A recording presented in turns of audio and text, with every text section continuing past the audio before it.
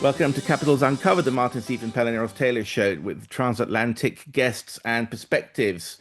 Well, we're going to talk about Iran today and maybe a little bit about Russia. And I'll just introduce the guest straight away. Dirk Pohlmann is a very good friend of mine. I've known him for many years. And we've pursued many projects together, not the least of which is the one about Olof Palme. I'll just get that name in, because to the right of me, so that there, you can see that little wooden carving. My mum found it in Yes. an antiques shop somewhere. That's the Swedish Prime Minister. He was assassinated 40 years ago, 2 days ago. And Dirk has been very, very assiduous European commentator or pursuer of that topic. So we might get into that, maybe not. I'm either way, but if Dirk wants to. But I want to talk about Iran.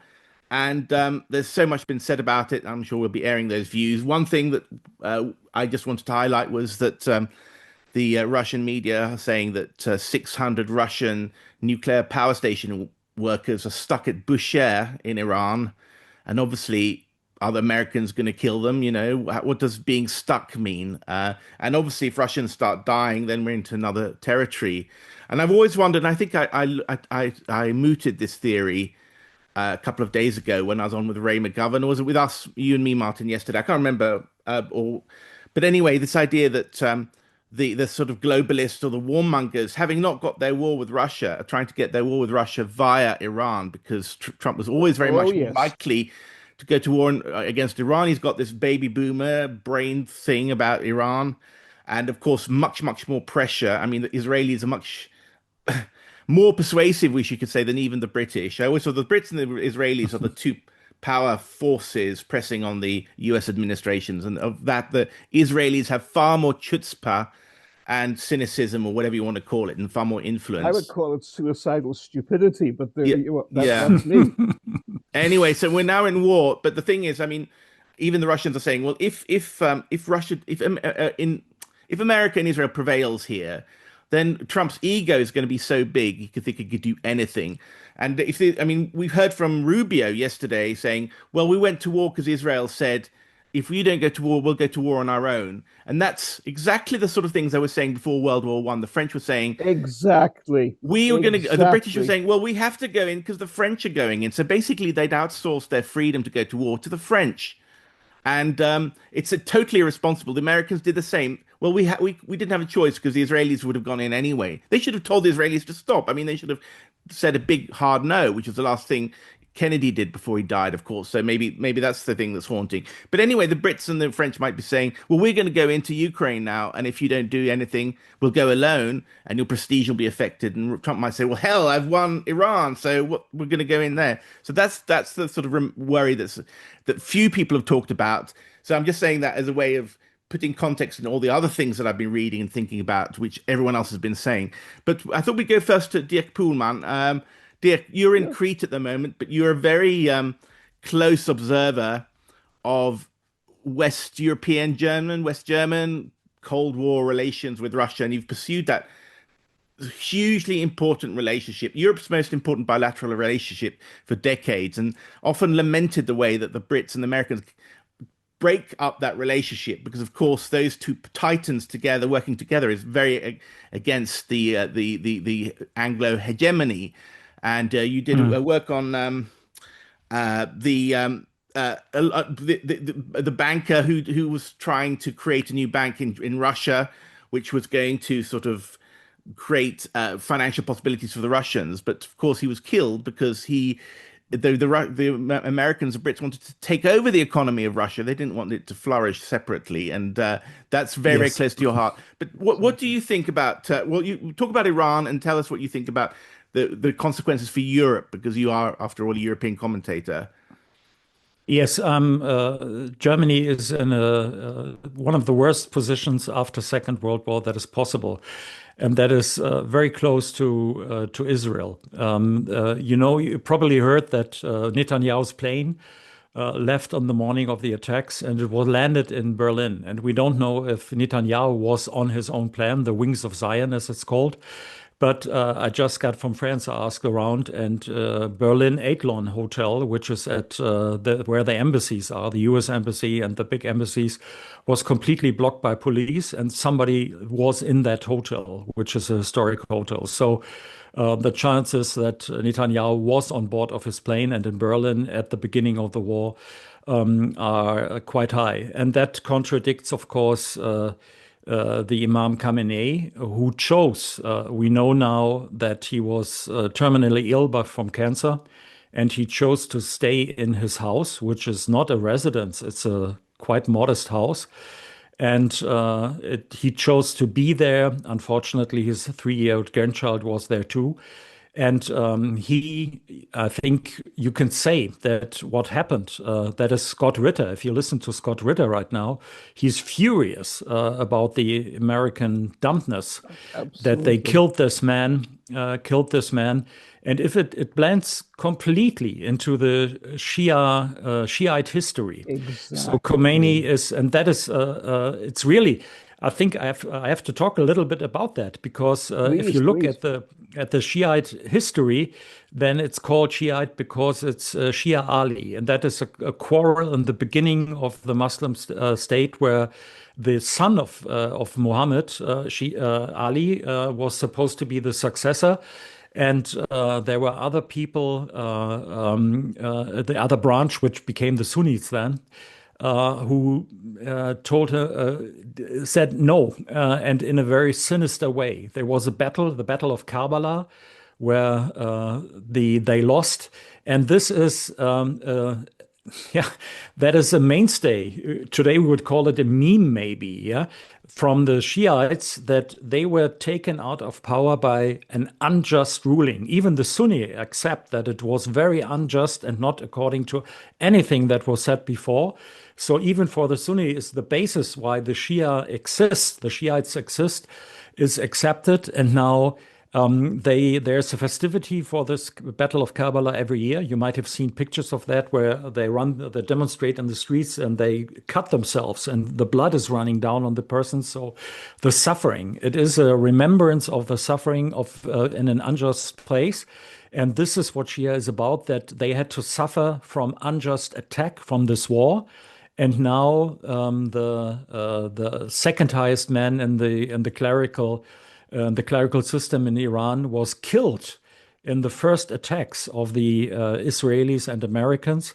And he is one of the great successors in this story. So the whole Shiite world, the Muslims will rise up now. And this will, I think it's unstoppable. And then I look at that and I think, why are the politicians that we have to deal with all as dumb as our German foreign minister, Annalena, who I call Annalena the brain Baerbock, because if you insult her in Germany, you get pulled in front of the court. And everybody knows what I mean when I say Annalena the brain Baerbock. She's the dumbest foreign minister we ever had in Germany. And it seems that we have, I don't know, I came to the view that maybe it's interesting to think about if our system that we have, what they call a democracy, is not able to put people in charge who are like Mearsheimer or Jeffrey Sachs or people with an overview of how things are. But you get these dumb people who are bringing us all onto the brink of World War III.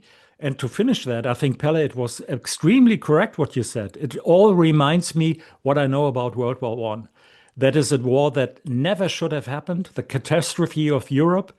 And it was simply out of, it's unbelievable that it happened, that it went to having a war which resulted in the death of so many young people, that they needed desperately to find a reason why all these young people were killed. So that immediately went into World War II.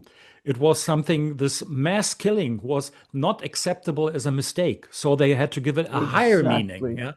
So, but I stop now. But so I'm witnessing historic times, but times of ultimate dumbness. I don't know what to say about that. The West is done. Put a fork in it and turn it over.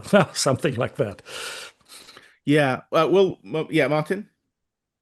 No, thank you, Pele. Dirk, I mean, this is the first time we've been on together. I looked forward to it. Much more than that, it is a privilege, and it is awesome to learn from you. I wish I could disagree with everything he said. Exactly. Of course, you understand. I agree 100% with you. The stupidity of our people, the dumbness of them, the one, what's the word, half comfort I can give you about your criticism of German politicians and the German system is we are in far worse state here right now in the United States. And I, as Pele knows, and as I have published in European outlets too, like Pluralia, have been, by and large, a defender of President Trump because I saw him up to this point as being a figure for restraint and peace. At least he ended the killing in Gaza, which Biden did nothing whatsoever about, shamelessly. It was under Biden that the Ukraine catastrophe was launched, and every effort to end it was blocked. But now, of course, Trump is like an alcoholic who has sworn off alcohol, who has sworn off booze, and then jumps in and goes on a wild bender that will destroy the world. This is for all the reasons you give. This is insanely stupid. It is more than stupid, it is suicidal. My assessment on this is exactly the same as yours. I see the Iranians going berserk. I see the Sunnis rising up with them. I see a tidal wave of rage, as Colonel Doug McGregor and you and so many others have rightly warned, and Scott have rightly warned about again and again and again. As you say, you are not a voice in the wilderness. And nor am I, and nor is Scott Ritter, and nor is Pele. There are so many of us out there, but everybody is frozen out from this. These idiots in Washington, as you say, it is the month of Ramadan. They create the greatest religious martyr for the Shiite Muslim faith in 1400 years. And they're not afraid of it. They're so arrogant and ignorant and incompetent and stupid that they cannot see what they are doing. They believe they are superior to all of it. I mean, like you, I do not see a way back from this. I do not fear. I am convinced your assessment is completely accurate. What is there any, even at this stage, is there any policy recommendations you would give to the governments of Germany and America as to what they should do? The Israeli idiots, my too, God. for that matter. Yeah, I was thinking, I got an invitation from Iranian guy here in Germany whose parents had to flee from Iran when the mullahs took over in 1979. Yeah. And I'm very much looking forward to that because he invited me because of another talk that I had before with Michael von der Schulenburg, who had been ambassador of Germany to the UN, who's a very, very competent person. And the point is that Iran is a very interesting country. It's a 5,000 year, it's a culture civilization. It has an enormously amount of young people. It has an enormous amount of educated people. 60% of the university degrees go to women. In Iran, they are, if you happen to know, we have a lot of Iranians in Germany. And they are, that you feel that it is an old, very and very bright, very intelligent culture. So it is something that where I think the Europes could have done an excellent job if they had a kind of a Olof Palme person, which would mean that, of course, if you have this government in Iran, and a lot of people are not happy with it. What I hear from the Iranian diaspora in Germany is that a lot of people hope for a change. They don't want their country bombed. That's another thing. They're intelligent enough to know that the Israelis and probably also the Americans will not bring democracy and a good life to them. What everybody hoped. If you just have to look at Syria, you have to look at Libya, you can look at Iraq, and then you see what the future is for them. We have open slave markets in Libya now, where the Americans and most of the Europeans went in for humanitarian intervention, what they call it. So, and Iran could have been, that would be, if we truly had a European policy, they could go for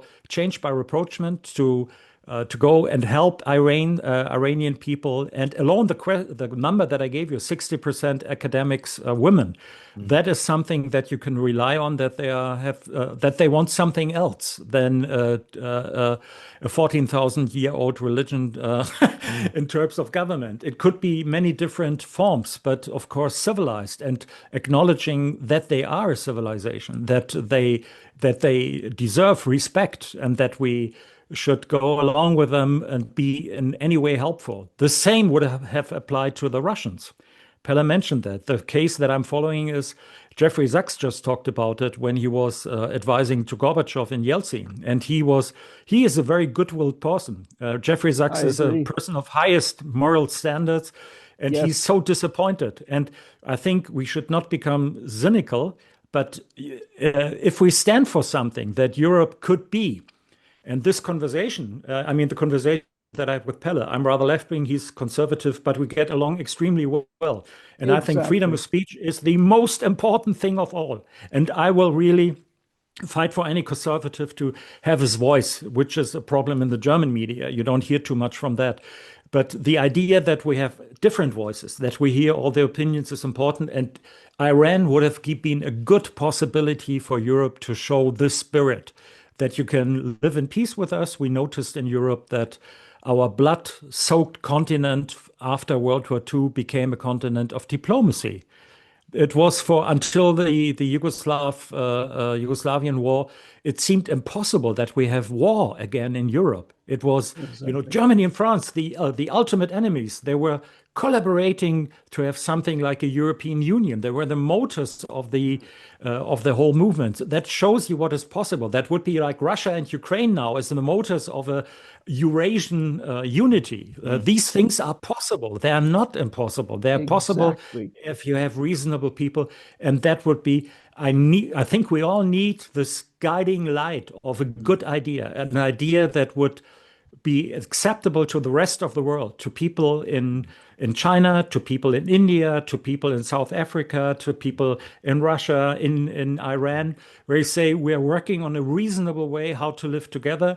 And there is a possibility, and it must be reasonable, and everybody must be able to accept it by free will, not by power, not by weapons, not by sanctions, not by terrorists and so on, but by free will. So that is what I get from the European history, and I would say the American history is also a part of that. And there's a different strand which is China, which is completely different. But it doesn't matter. We could get together if we have this attitude of respect for each other, and this is what we need. So the dampness that we are in must show us the way to go after the light of enlightenment. Well, I mean, okay. I'll just say about what I'll repeat it. I mean, is that I'm a believer of some people say all regimes never change by their own motor, but I think that once religious passion dies out, things become much more normal and the structure becomes adaptable. So I was astonished. Let's say I think I'm quite well read about geopolitics, but about a year ago or so, somebody showed me a TikTok video of the streets of Tehran, and there wasn't a single woman wearing a headscarf, and I checked out several videos because I thought maybe this is 60s, AI or late fake 60s, or something. probably. So North Tehran at least, or maybe it's a selective part. And what's more, there are like these gigantic shopping centers with luxury cars or whatever, and the sports cars were cruising down the streets, and I think I saw one or two headscarves kind of semi put on like that. But I mean, if that's 5 years from now, it'll be even more liberal, as it were. So it's going from this enthusiasm, the religious ideological enthusiasm, just like the Soviet Union by the 1980s. Dirk, you said something to me because you worked in Berlin and obviously had a lot of contact with East Germans. You said, well, the East Germans said, yeah, I mean, East Germany of the 1980s, it wasn't this totalitarian super state. It was quite relaxed, and or at least no worse than Germany, the United Germany of 2020 with its speech codes and so on. And that's astonishing, isn't it? Because all our Cold War warriors were taught that, because I spent years after the fall of the war looking for communists in my 20-something Cold Warrior mentality. Where are the communists? Well, it was everyone or no one, if you like, And I thought, how can all these communists be so smart? Because I thought, sorry, can I just finish?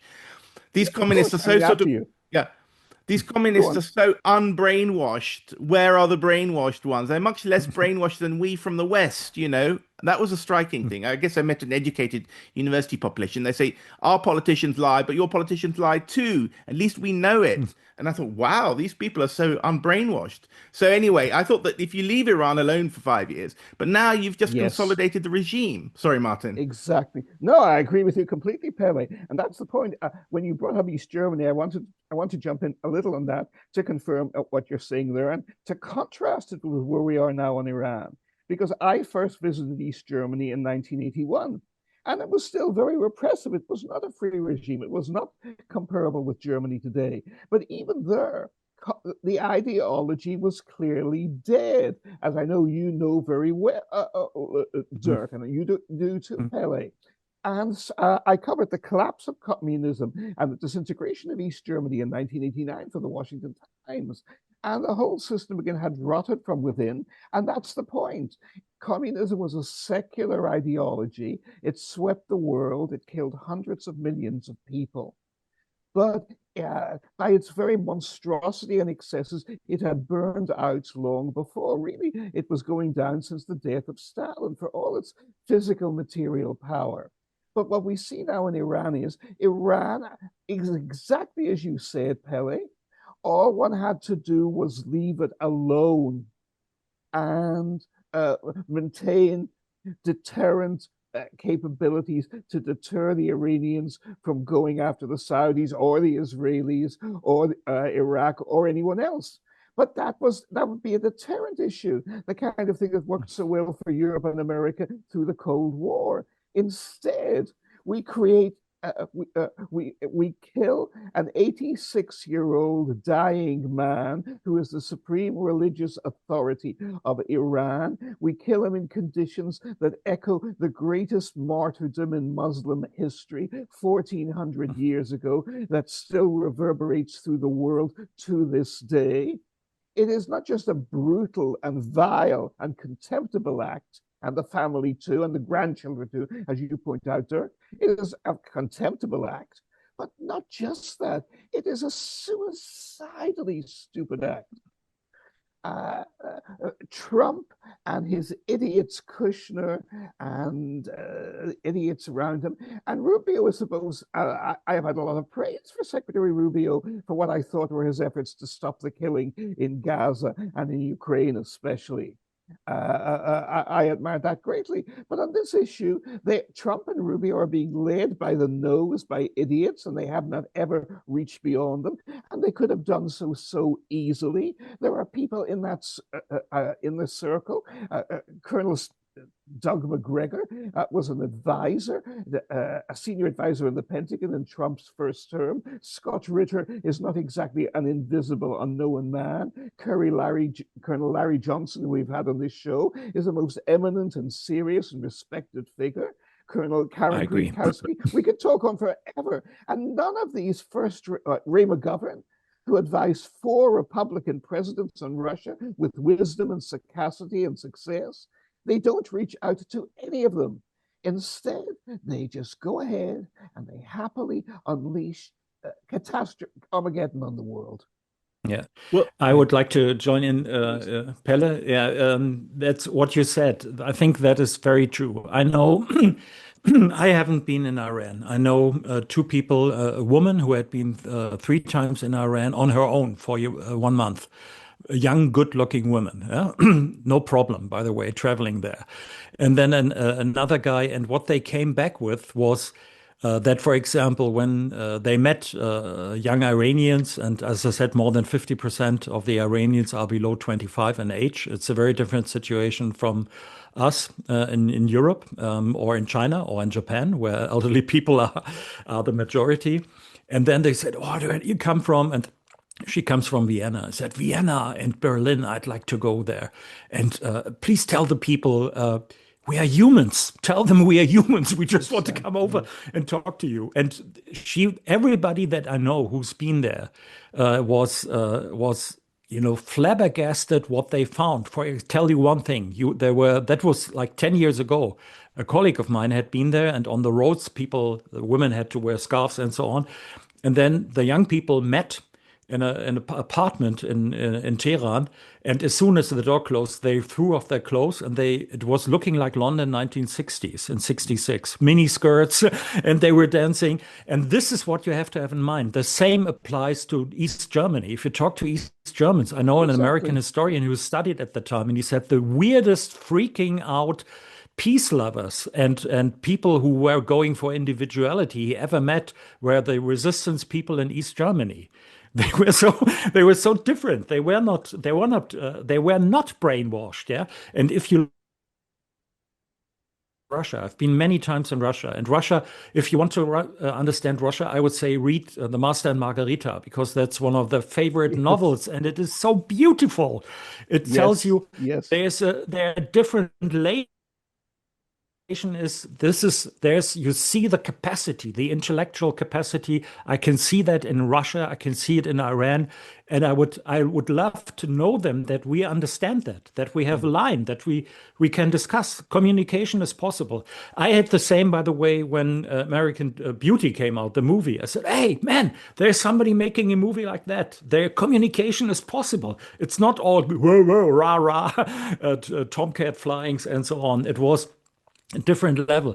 And that is very much true. Iran is the country in the Middle East with the highest level of, let's say, artistry in the fabric, in That's the right. fabric of it all. It would be the country which it would be enriching to us to go with that. And it would not be, it doesn't have to be a mullah government. It is much richer. It's older. There's more to, but accept it. Don't bomb it. Accept it.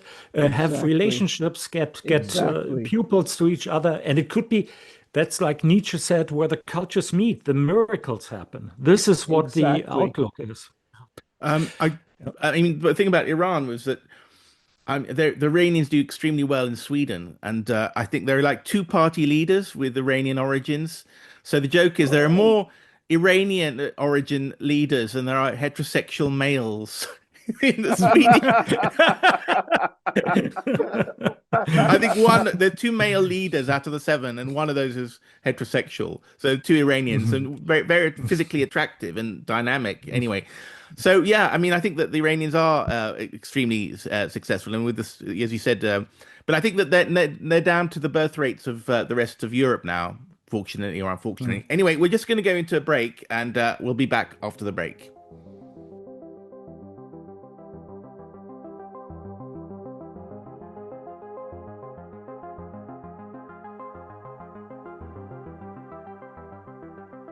Welcome back from the break. Well, I just checked the news there, and apparently, that place where in Qum, am I saying that right, where the Iranian religious leaders are meeting up to decide the next supreme leader, has just been bombed by the Israelis. Well, the American embassy in Riyadh has collapsed from an Iranian missile.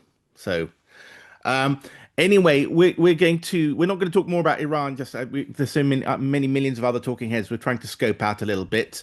Um, Martin, you were just like saying, how did I meet Dirk there in the break? And we met about 10 years ago in Oslo, and you were doing a documentary on the submarines, which was basically a Western psyops.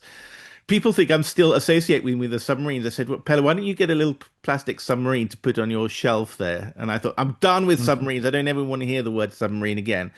But anyway, and then two years later, I came down to Vienna to see you when you were doing a road show on the lies that German Wikipedia were telling. And we know a lot of Yes. people in the know, and this is the problem with AI, for instance. I mean, AI draws a lot of its Exactly. material from Wikipedia, but Wikipedia is geopolitically totally biased, you know.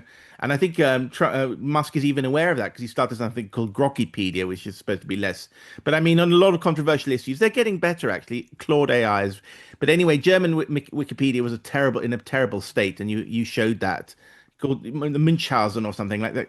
Anyway, in Vienna was we were staying in a beautiful quarter of the city, and I remember going down one street, and Wittgenstein had lived there, and then went around to another street, and Karl Popper had lived there.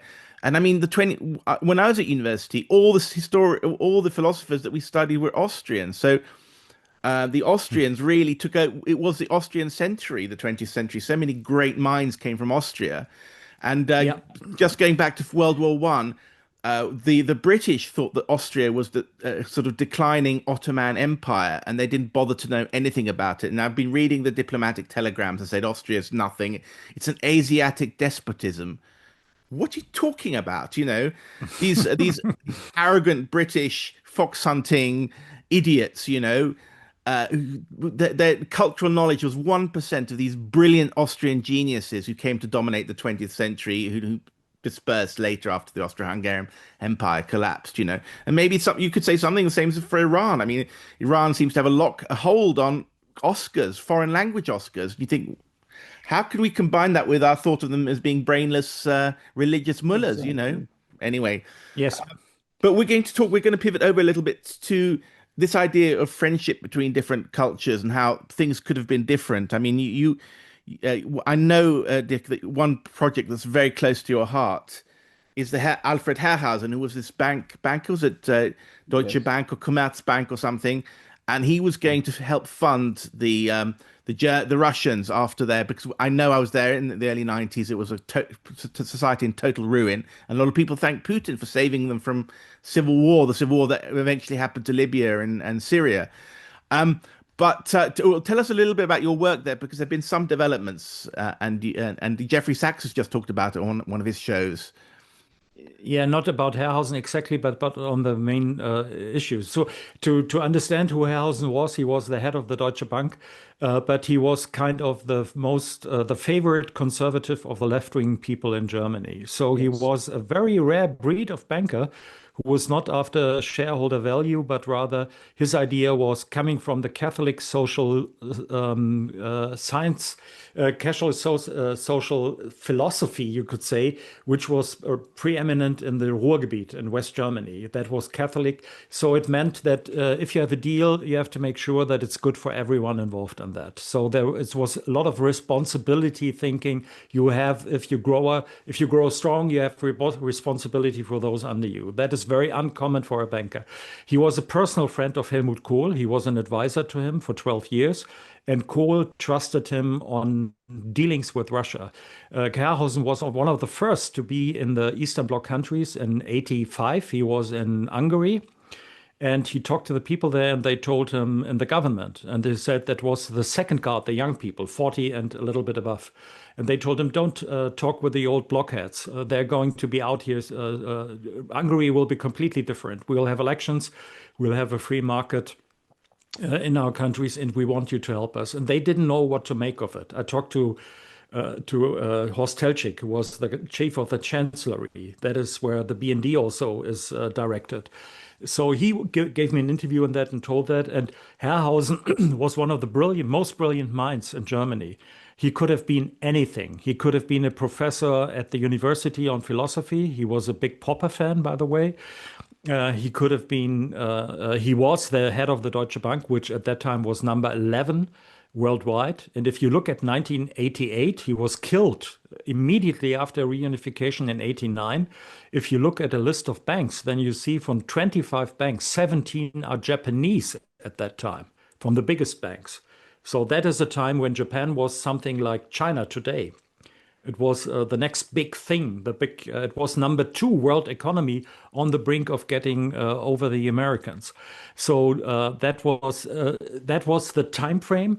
And he was a big fan of Gorbachev, and he went there and he was thrilled. So what he saw as a good manager, he was not only a banker, he was an intellectual and a manager, and he saw the opportunities. And he wanted, this pattern, this concrete from the Cold War could become liquid again and put into new forms.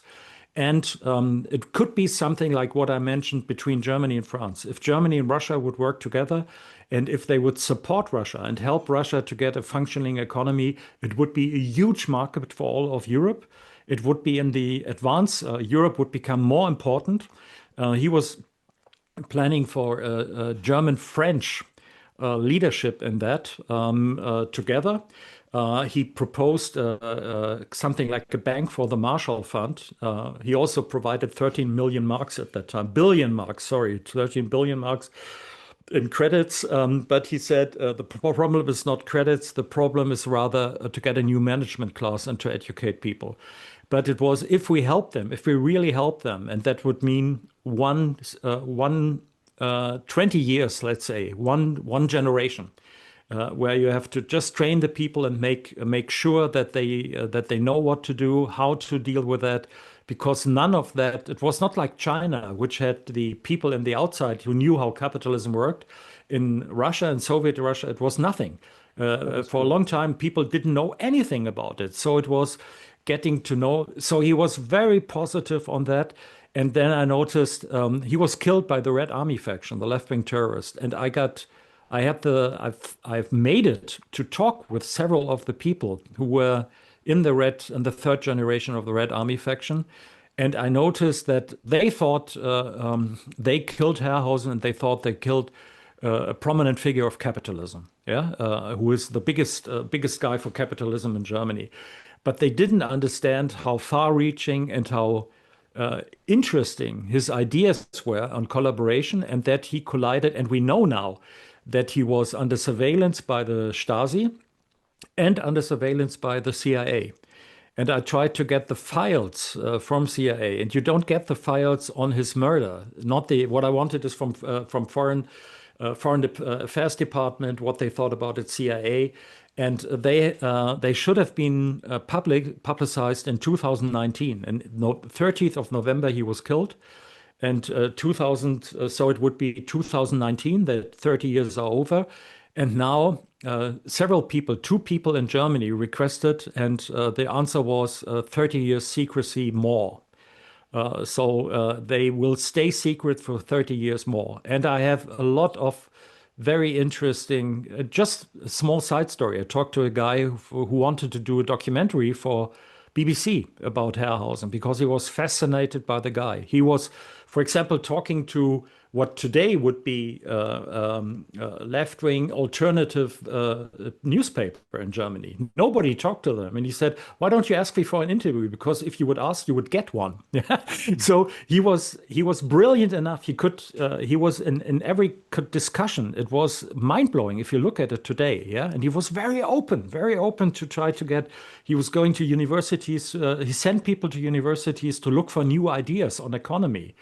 So that was a point, and he became. I understand now. He would have been a real danger for this.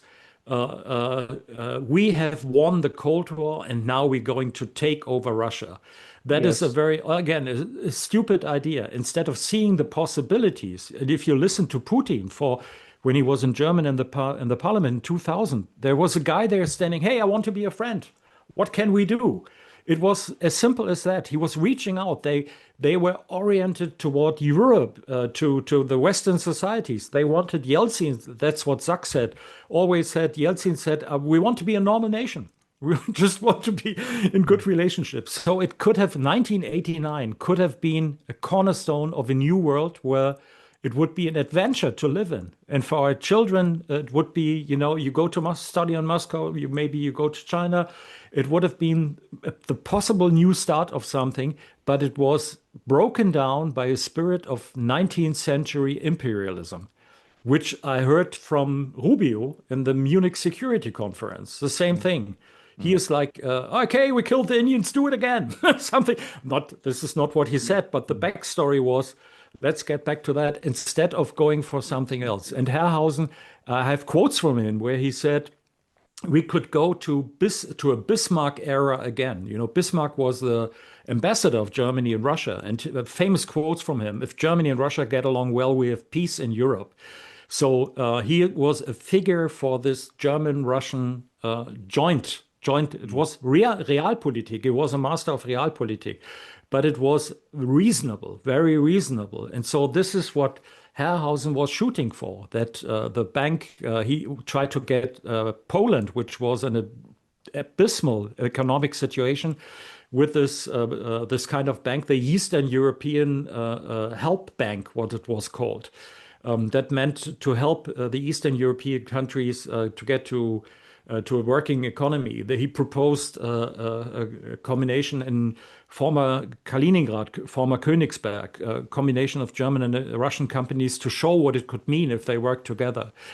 So, and that was stopped by dumbness, And I have to say, when I was a student at university, I always thought, why don't the Americans support some interesting, real democratic young students group in Chile or in Guatemala or somewhere, so that you educate and you help, like in a way Olof Palme did in Sweden, yeah, that you educate them, and when they come into positions of power, that you have people that really are Democrats and want to go forward on that track. And then it took me a long time. I said, why are they always working with fascist dictators and with all kinds of the weirdest people in the country? That is not an accident, and we have to get out of that scheme. And now it happens again. If you look at what the Israelis do in Gaza, and who in Iran should think, if the Israelis are in power, that we will be something different from a power, the only power with nuclear weapons, the superpower, which gets bigger and bigger, a grand Israel, and all the others will be servants to that. Yeah, it's not an outlook in the future which anybody can help for. And by the way, if you look at Jeffrey Sachs or Max Blumenthal, and I know some Jews in Germany, that is not Jewish. It's important to understand that these ideas are not Jewish. That is not the core of what Judaism in the core is like. You could say like the Iranians, multiple layers, complicated, Exactly. yeah, lots of different ideas, very vivid, very critical also, and with a lot of capability, but not this dumbness of 19th century ideology that you see in Israel right now. So that is what could have happened at that time in Germany was the start of a new era, and we missed the boat, and now I wonder where we will be in 5 years. And I think we all have to suffer the consequences of this policy. So we better work together, everybody who is, and we better work together and try to get out of that. Because I remember my final sentence, I did an interview with John Pena Craven, the chief scientist of the US Navy, a big man in the Cold War theory. And one of the sentences, I don't want my children to die from human dumbness in a war that is unnecessary. And Martin. I already know Pele and I are on the same wavelength on 98 or 99% of what we cover. You are a soulmate, Dirk, completely. I, in the late 1980s and through the 1990s, was the Russia expert on the Washington Times. My speciality was U.S.-Russia, Soviet and then Russian relations. Then I became the State Department correspondent, covered the same thing. Then I became the chief foreign correspondent, covered the same thing. And I was in a key position to cover the evolution of policy under both George Herbert Walker Bush and Bill Clinton. Everything you say, I can confirm in detail. Everything. You are completely correct. Completely. And we must talk about this. There is much documentation that we can and should and even must share. But you are absolutely right. And the key figure to me in all of this was the first Bush president, a totally underestimated and sinister and crucially important figure. Even the Russians today like him because he was polite to them, unlike the idiots under Obama and Trump and that idiot Biden. So he was polite to them, treated them with public respect. But privately, he had contempt for them. He had contempt for them. And of course, under Clinton, the Americans did not care for 1 second that Russia was being reduced to misery and destitution and famine and multiple millions of people dying. And this is not just rhetoric, because I was there for months at a time for the Washington Times, repeatedly through the 1990s. I saw the dead bodies in the streets. No, I saw them. Everything is exactly as you said. The one other point I would add is when you were talking about Herrhausen, who I was shamefully ignorant of at the time when he was doing his courageous work. I was shamefully ignorant of him. I kept thinking Walter Rathenau, another. Yes. Yeah. Please. No, Exactly. no, you tell me because I want to hear your view on that. That's It most never interesting for occurred to me. me before, but it is your view, Dirk. Everything you document about Herrhausen was Rathenau during and after World War One. A banker, a financial figure, a cosmopolitan, a genius, a man who restored the finances of his country, a man, and also something else we should do, perhaps a separate documentary. I would work with you on it if you haven't done it already, on Bismarck as a key to world peace in the 21st century. In American and Anglo historiography, Otto is demonized. He is made to be worse than Hitler. It is ludicrous. But you see the absurdity of this. You laugh. Uh, Here is this genius who created a welfare state which America has still never aspired to reaching. He created Social Security 50 years before Franklin Roosevelt. Even in Israel, it was Arthur Rupin from Germany who created their very effective social security and public health systems, far better than Britain's ghastly bureaucratic Stalinist national health system joke. Back, as you know, in the 1880s. And in Anglo American historiography, nobody knows this. It's not there, it's blanked out. The only work that in my day that I was permitted to meet at Oxford when I was studying especially modern European history, what was the one book my professors gave me to read me? Edward Crankshaw. And even then, it puzzled me because I knew very little about Otto in those days, but I knew some of the great social programs he had brought in Germany, and there is no mention of this. He is described as a figure who is more petulant, more frightening, more evil than Hitler. I mean, it's a total travesty of the truth. Martin, But you I'm need sorry, to put tell your me, go ahead. microphone back on. Okay, we'll cut this. But yeah, well, yeah. I mean, one of my favorite themes is the way that I think that the 20th century has to be rewritten. I find myself agreeing with the Yes, people I exactly. disagree with much of the time, which is a sort of the leftist, feminists who say, well, it's history needs to be demasculinized. Well, I mean, I'm saying the same thing, which is needs to be de-Britishized or de-Americanized because Yes.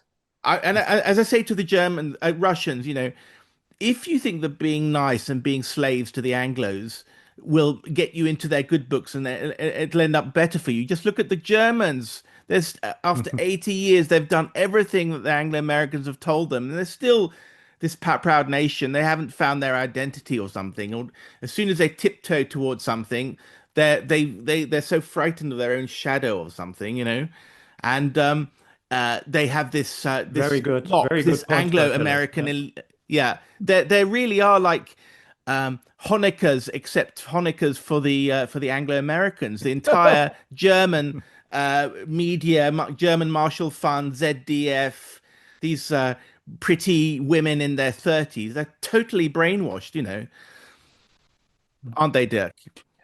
Philip, yes, when I hear you, I need to interview you because this outside look on Yeah, ourselves is yeah, so much revealing. We'll understand better, and that is, what journalism should be about. That we got that we get in a good conversation, yeah. and that means not really being polite, but being to the point, and understanding things where our fault lines are, where we are timid, yeah, where we are unknowing about the things. And this is what I gained from my professional life, that the job that we have to do as journalists is to run back and forth between those battle lines and say, hey, they just said that. What are you saying?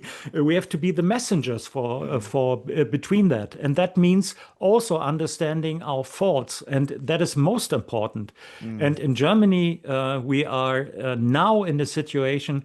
It is weird because, as I said, I'm rather from the left wing, but all my friends now, meanwhile, are conservatives that I get to know. And the Yes. point is that this woke idea is one of the worst things that could happen to intellectual freedom. If you can see, it's kind of an Orwellian atmosphere that it spreads Exactly. around. It is Exactly. so this is not where we should be heading, yeah.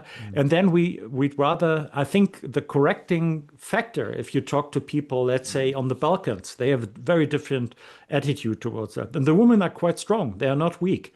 Yeah, that it's not that you should have the feeling that they are suppressed or so.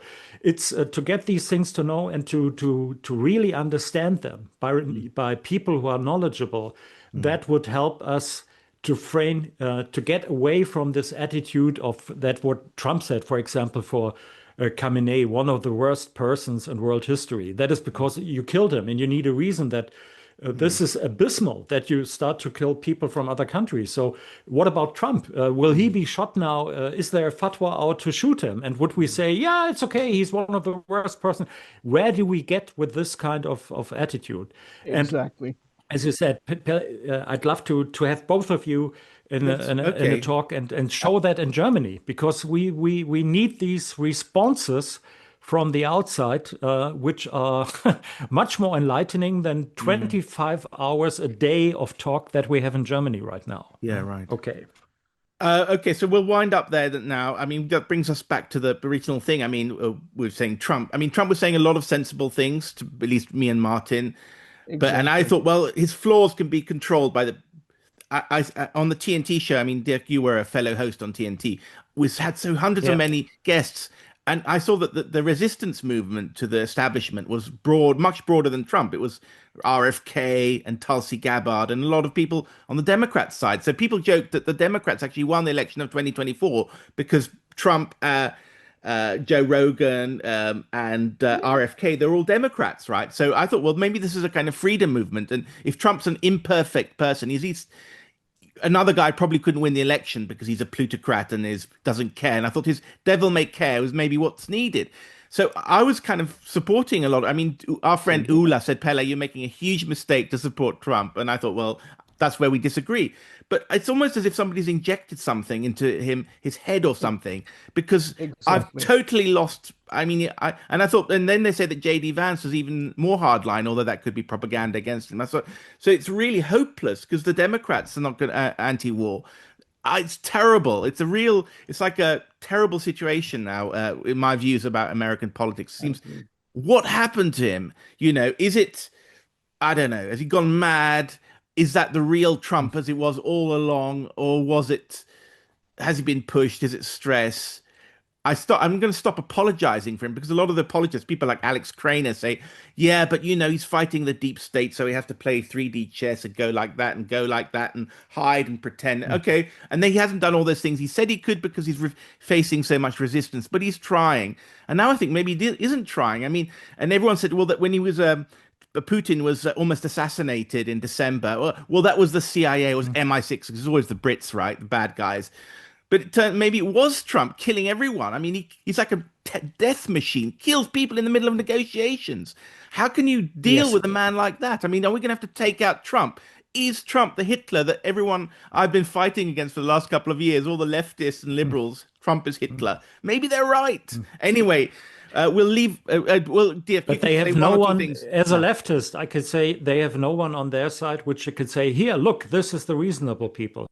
The reasonable people, just like Martin said, is the people that you hear that if you go to Judge Napolitano, and they come from all strands of the political sphere, you Yes. hear the reason in what they say.